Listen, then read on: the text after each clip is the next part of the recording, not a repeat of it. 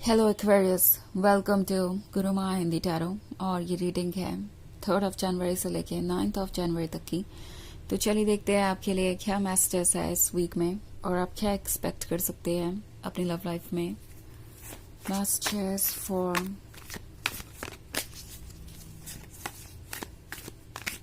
Aquarius.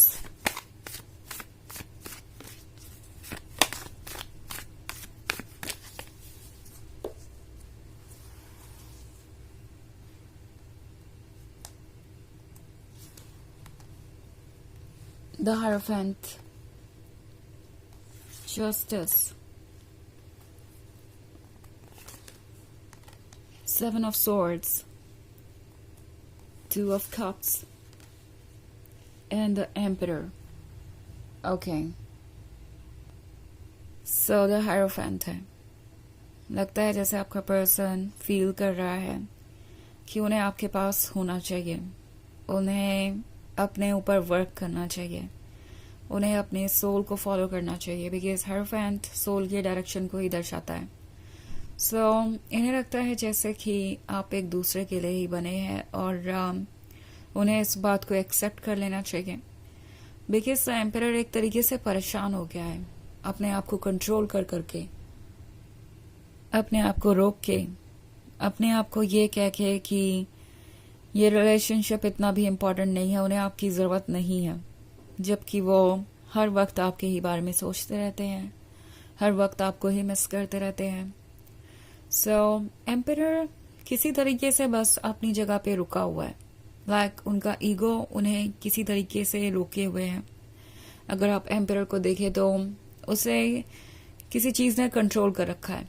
हालांकि कहने को वो एम्परर है, देखने में लगता है जैसे कि वो अपने मर्जी का मालिक है और उसे कोई चीज़ रोक नहीं सकती, वो अपने मन को फॉलो कर सकता है, जो चाहे वो कर सकता है। बट ट्रुथ यह है कि ऐसा नहीं है। ये पर्सन अपने ईगो को बहुत ज़्यादा इम्पोर्टेंस देकर अपने ईगो का ही गुलाम बन गया है। उन्हें यह बात रियलाइज हो रही है कि अगर वो अपने ईगो को इतना ज़्यादा सुनेंगे तो अपने लिए कभी खुशियाँ नहीं ढूंढ पाएंगे, कभी भी खुल के नहीं जी पाएंगे और यूं ही उनका जीवन सोचते हुए ही गुजर जाएगा कि क्या सही है क्या नहीं। And at the same time उनका ईगो उनका रास्ता रोके रहेगा, चाहे बात किसी भी सिचुएशन की हो। तो ये पर्सन अब सोच रहा है कि क्या ये ईगो इतना इम्पोर्टेंट है, वो भी तब जब उन्हें खुद पे वर्क करना है, जब बात है अपनी गलती को मानने की, जब बात है अपने आप में बदलाव लाने की, नेगेटिव चीजों को निकालकर। तो क्या ईगो का होना यहाँ सही है? अगर किसी सही बात के लिए वो अपने ईगो को इम्पोर्टेंस दे रहे होते तो फिर उसका कोई मतलब होता। मगर अगर गलती उनकी है और वो अपने ईगो को सिर्फ इसलिए यूज कर रहे हैं कि वो अपनी गलती को ना माने, अगर सिर्फ ईगो को सुनकर ही वो अपनी गलती नहीं मानते हैं और खुद पे वर्क नहीं करते हैं, तो फिर वो लाइफ में कुछ भी इंटरेस्टिंग नहीं पा सकते और ना ही डिजर्व करते हैं।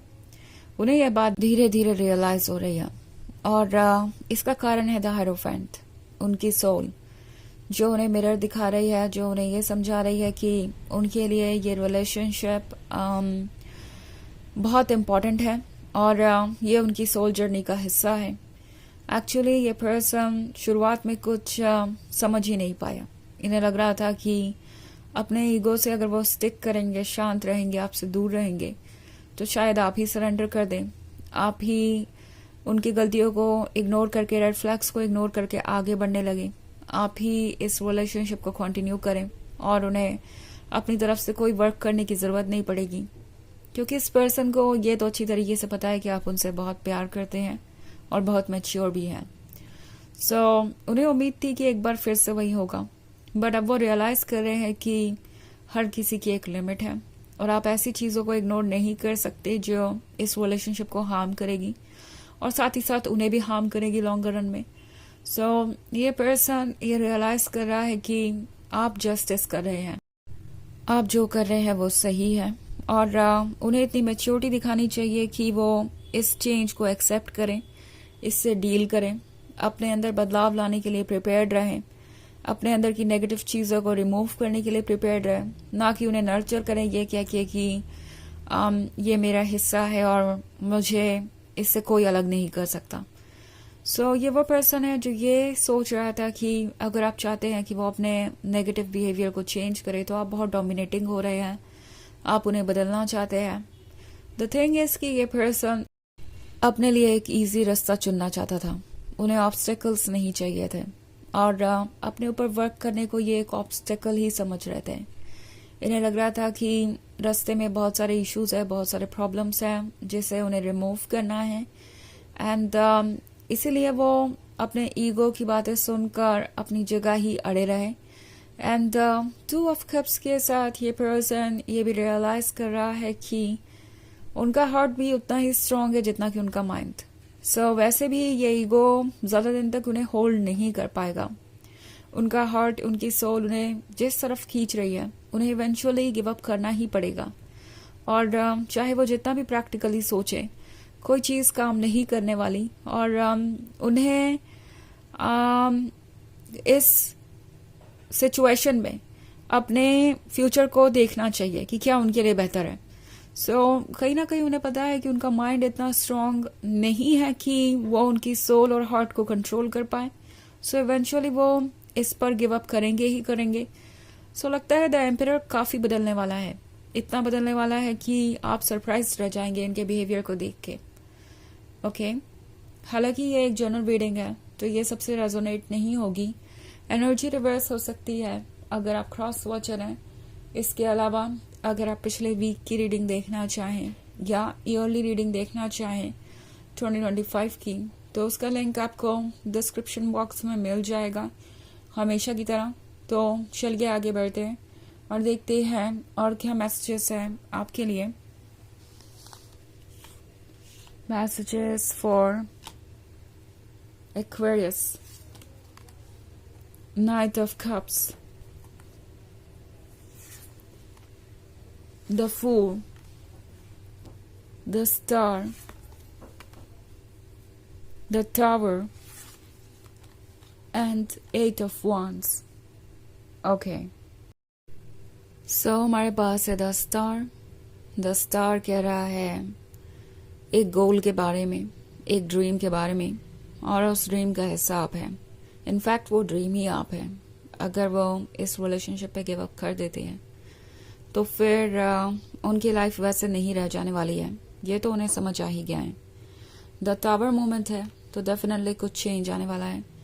इस पर्सन के बिहेवियर में ये चेंज यूं ही नहीं आया है क्योंकि ठीक इससे पहले 8 ऑफ वांड्स है।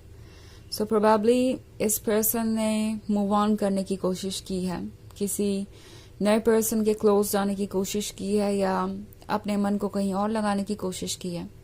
ना तो इनका मन लगा और ना ही किसी और ने इन्हें इतनी इम्पोर्टेंस दी जितना कि आप दे रहे थे।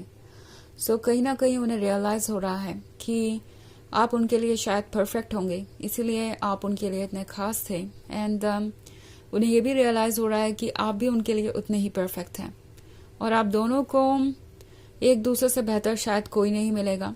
हाँ, ये और बात है कि कोई चाहे तो ब्रेकअप करके आगे बढ़ सकता है, कॉम्प्रोमाइज कर सकता है, किसी और को ढूंढ सकता है, बट देन वो इंटेंसिटी और वो कनेक्शन मिसिंग रहेगा। द फूल का कार्ड है यहाँ पे। सो ये पर्सन जानता है कि आप फ्री हैं अपने डिसीजंस लेने के लिए और आप चाहें तो मूव ऑन भी कर सकते हैं।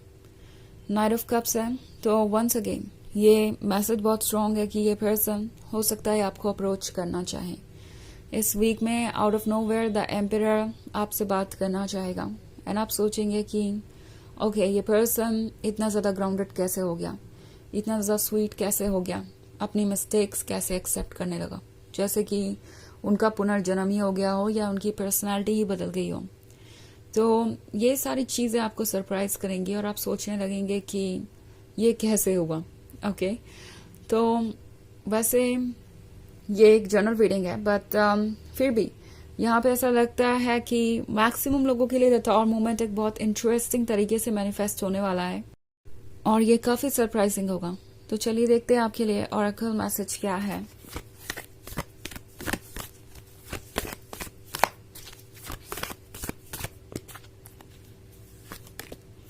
Joan of Arc, Voice of Truth, Stand Strong, focus on your purpose, release the fear of persecution and speak your truth.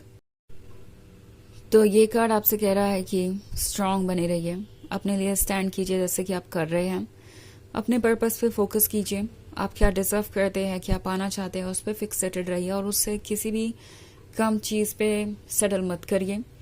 अपने मन के किसी भी डर को निकाल दीजिए और जो आपको सच लगता है, सही लगता है, बस वो बोलिए।